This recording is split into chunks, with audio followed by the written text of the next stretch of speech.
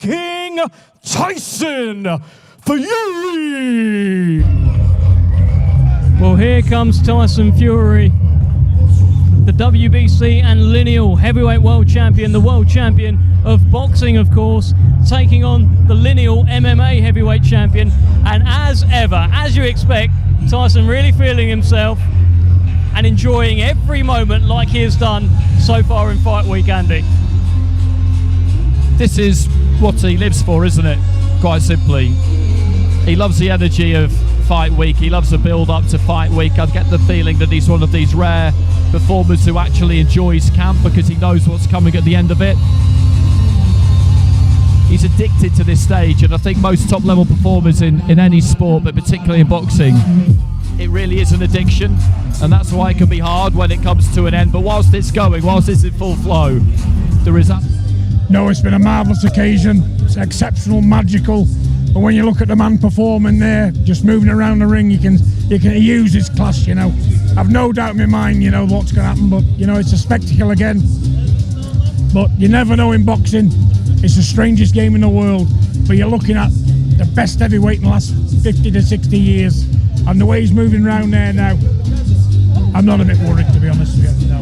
I mean, is there any kind of apprehension at all about Saturday? Because with the date, the potential date of the 23rd of December in mind, I've been saying this to people the last 20 minutes or so, he needs to win and emerge completely unscathed, doesn't he? No cuts, no bruises, no nothing. Well, yeah, the thing is, we're only looking at Francis Ngannou. Like I've said to him, concentrate on Saturday night.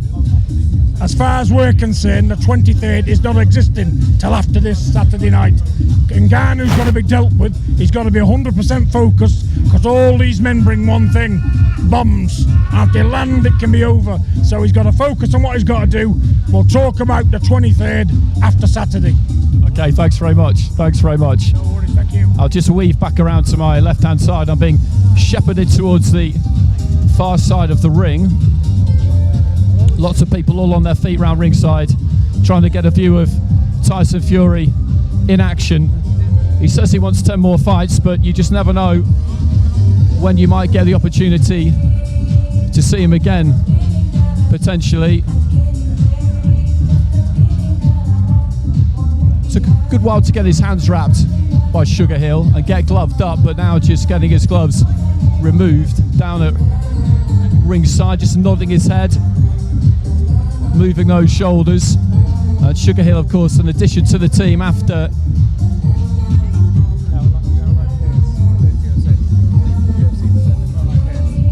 Okay, so let's bring in somebody now who can enlighten me on the MMA side of things, Caroline Pierce. So Caroline, I'm a boxing person.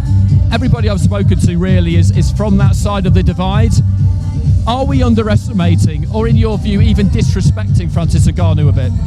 I think a lot of people are, actually. You look at Francis Ngannou and he is the hardest hitter out there. I mean, we see the way he's floored people like Alistair Overeem within the UFC, Stipe Miocic. I mean, these are the best of the best within our sport. And I think even he's got the Guinness record in terms of hardest hitter. I know Tyson Fury hasn't been measured, and you know he can't really say that he's going to hit harder than him. But we're going to see. But with Francis Ngannou, from where he comes from Cameroon to Paris to where he is today now in Vegas, where he trains. Actually, just tell us a bit about that, because the drive to succeed for someone like him, for a great champion, is absolutely huge. He's quite, I wouldn't say softly spoken, but he was quite phlegmatic when we spoke to him, but he's been through a lot, hasn't he?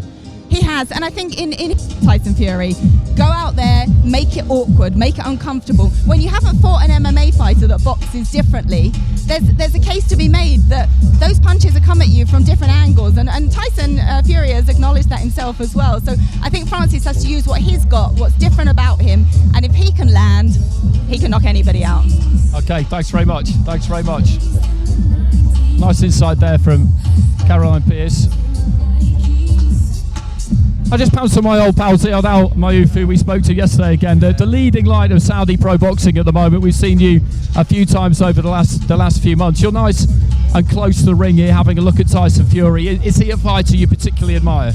You know, it's just something you never get used to. Tyson Fury has always been an idol of mine, and I grew up watching him on TV. And for him to be in Saudi Arabia in front of my eyes right now is something, if you would have asked me 5, 7, 8 years ago, and you told me would it happen, I'd tell you it's impossible. But anything is possible, I guess, in Saudi Arabia now and today. Okay, Ziad, always good to see you. Always good to see you.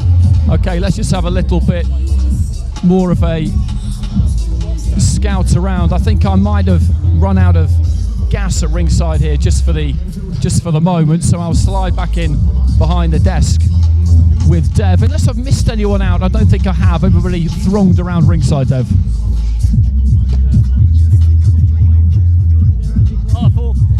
I thought you was going to have to kick off there. He gave you a bit of a second take. I thought, are we going to see the fist fly of Andy Clark? But thankfully not. You've left it to the boxers. Well done. No, it's always good fun. It's good fun roaming around because there's people who turn up at ringside during fight week, during fight night, who you don't necessarily expect to see, and that's another aspect about Saturday, isn't it? The list of names that we've been hearing who are going to be there in attendance it's something else. Yeah, I mean it's unbelievable. It's everyone who's everyone. Do you know what I mean? It's a case of some of the best heavyweights ever will actually be here watching this.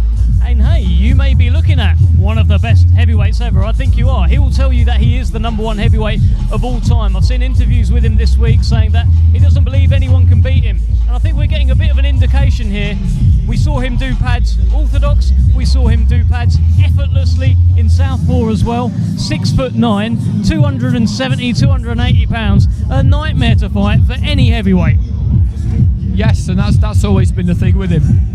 And what's been really interesting about the last few years has not just been the comeback, which was incredible really, but it was a stylistic shift after that first fight against Wilder. I'll be honest, I thought he took that fight against Wilder the first time around as a cash out. I think he'd had the first couple of comeback fights. Again, it was quite something to see, and that's how he's gone about it since. Yeah, he absolutely has. And in terms of that first Deontay Wilder fight, I think sometimes, just like in boxing as we see him, but they weren't fighting each other. An opening opened up. Tyson Fury was there, he said, I'll fight him, and he walked right towards the fire that is Deontay Wilder. And hey, over 3 fights, he most certainly puts... It's the best fight I've ever commentated on, and I'm not sure I'll get a better one. Yeah. Because of the way that it toed and froed.